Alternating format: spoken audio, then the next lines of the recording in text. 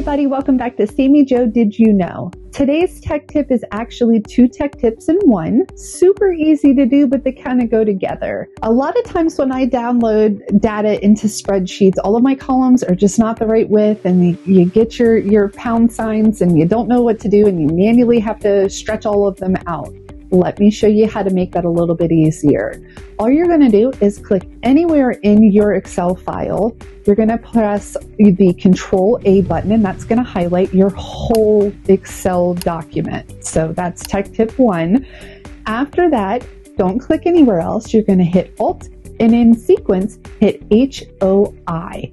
That is going to automatically expand all of your columns so that everything fits. As always, like and subscribe below. See you guys next week for more Sammy Jo Did You Know?